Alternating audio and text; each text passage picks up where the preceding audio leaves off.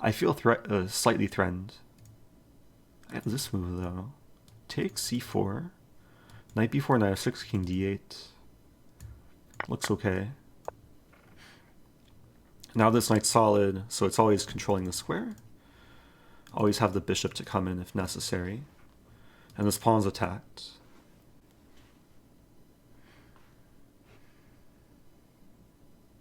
Oh, I'm playing a doctor.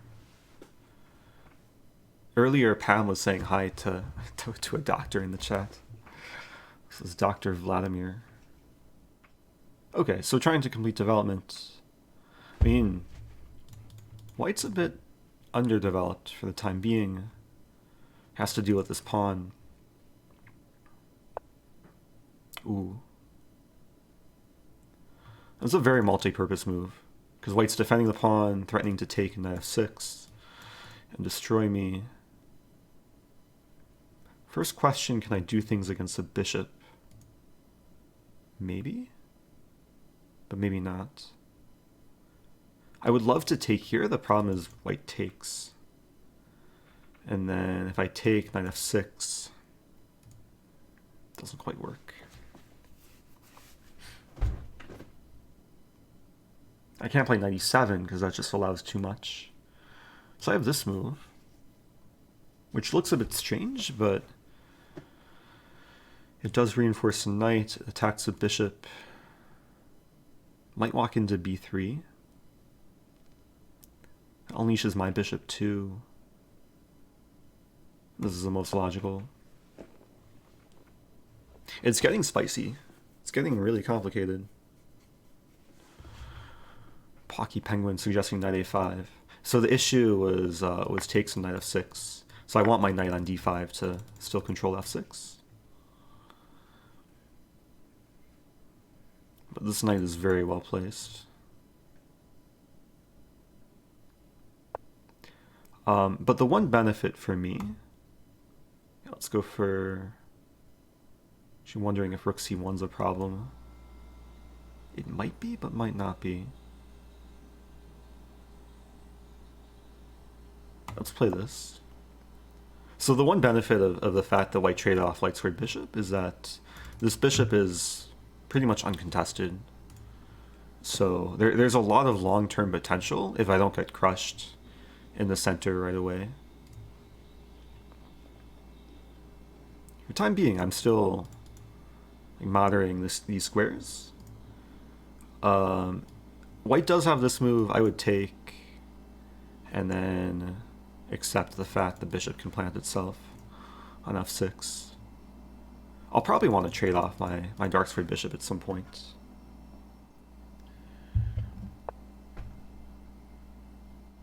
I want to play knight f4 and attack, but white attacks me first. So probably bishop e7. It looks really ugly. Oh, maybe rook c8 first. Actually, I don't know how useful rook c8 is. So then just knight d3. Suffering a little bit, low on time. Yeah, let's play bishop e7. I'll take with king. The king will try and not get mated in the center. I saw a question about like studying puzzles online. I'm sure people in the chat can answer that. I'm sure people in the chat are familiar with like the different websites. I know Chess Tempo has very good reviews, like puzzle training. Or like chess.com tactics trainer as well.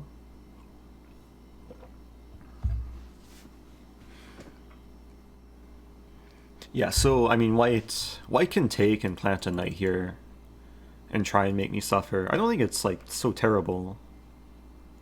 My pieces are placed so knight doesn't do damage.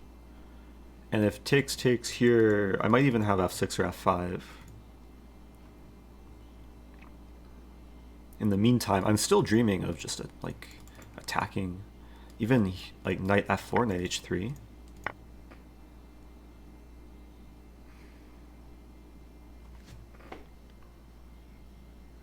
I guess knight d3 could come.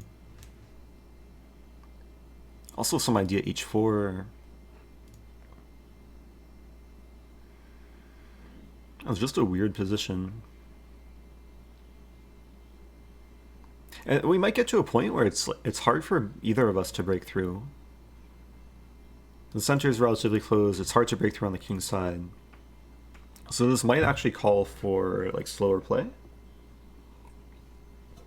Like something like rook g6, rook g8, king f8, just kind of chill. Maybe queen b7. Yeah, so knight d3. I want to play this, but I should start with rook. Start with rook g6. Is there any threat? Yeah, it's just a better square for the rook. Okay.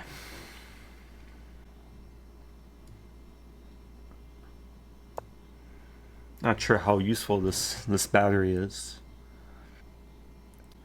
I mean, the next step is improving the queen. There's not too many options, but I don't want to be like pinned. White plays knight f4. Probably have to take that.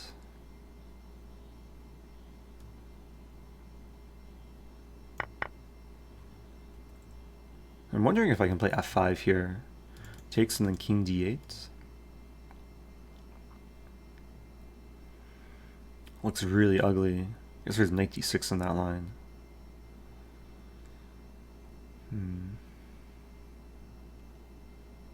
Could play king d8 right away. Could play queen. This move's coming too. Maybe queen b8. Just getting off the pin. If I get the chance, I probably want to trade.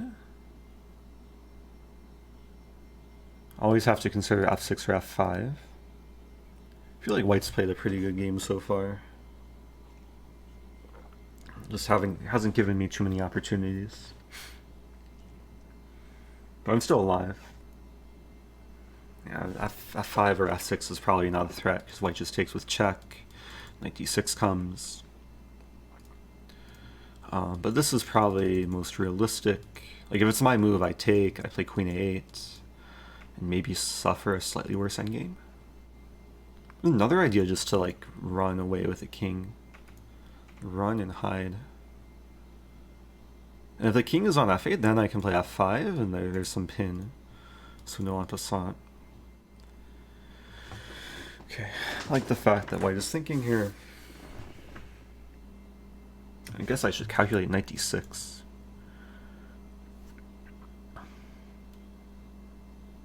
And maybe f5. f5 takes, rook takes. Ooh, knight f6. Less expected. Oh, that attacks a few things. Have to move the rook. Maybe to c8.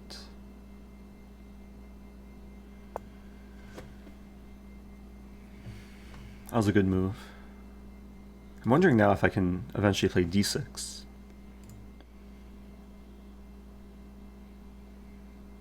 Best thing to do when the opponent offers you a draw on your time is to just let them think. Or offers you a draw on their time. The draw offer will still be valid after white's move. I don't think I'm losing, like, completely. It's still very unpleasant. But this bishop is not to be messed with. Like, if we can trade and I get a queen to the... What is this move? I take that? I think I can take... Oh, queen b4. Ooh. But then d6. Oh, but white trades rooks first. I think it's okay, because I have queen c5.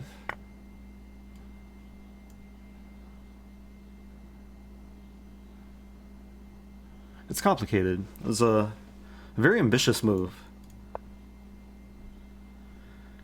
So d6. Oh, the move order doesn't quite work for me, though. I guess I have this move first. Oh, I just hung a... Wait, this move? No, I just hung a thing. That was a really bad move. That was a really bad move. I don't know what I could have done, though. Okay, let's try and make this somewhat of a fight. I probably should have accepted the draw. Well, he probably just offered me a draw in a winning position. Wow. What is this? Oh, that's clever. So I can take. Yeah, I'm gonna be down. Down a rook, down on time. Probably end up losing this. The thing is, white's taking a lot of time here. So there's some flagging potential. Okay, so my king wants to be an active piece. All the pawns are kind of covered. Put the king on e6. I play h4.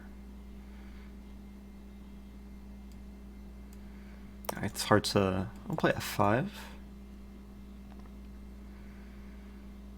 And it's hard to put up a fight, though, given the situation. I am trying.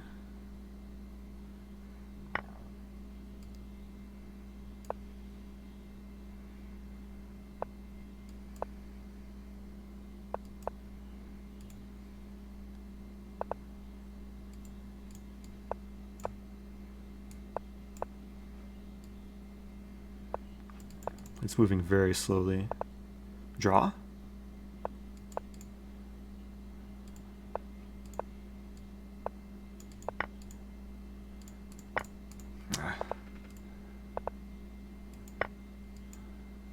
Wait, I might flag him.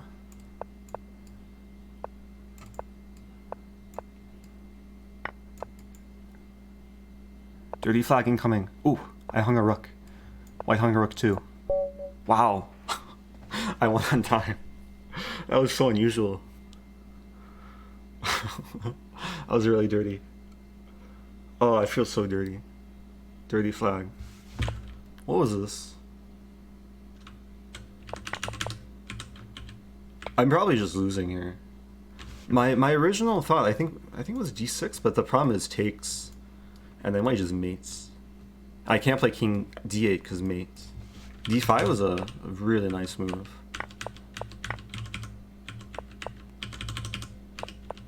Like this could probably be in a puzzle book. Is d5 the only winning move?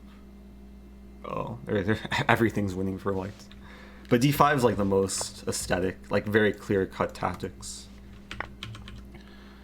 Yeah, there's no defense. So I should have taken a draw, but also I made the right decision by not taking a draw because I won on time. I mean, my general rule is like never accept draw offers if there's any life, even if you're losing, because you learn more by playing on. Yeah, this is just a mess of a time scramble. I guess maybe white wasn't so confident in the speed abilities. Oh, the one blunder.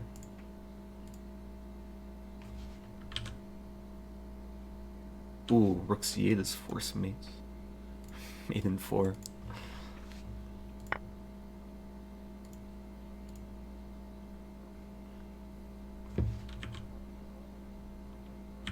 Yeah, I got outplayed. I wonder, so I wanted to check the database.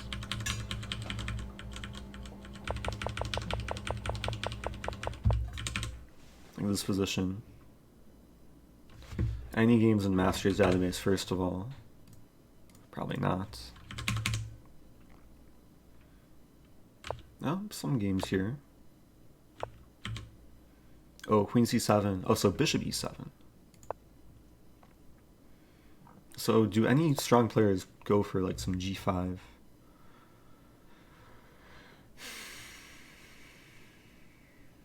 Yeah, probably not the right thing to go for.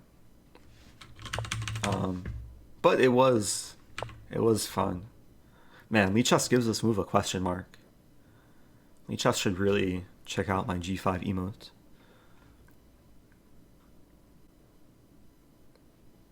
Oh, a question from Mariza Chess. What is sent upon?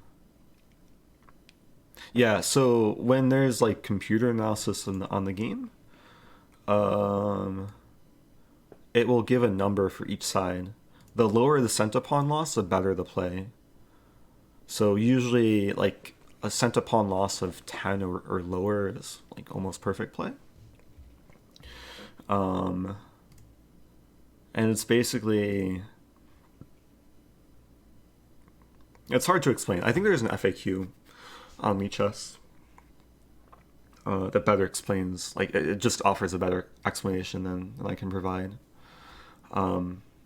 But yeah, it's just a number to indicate how well you played.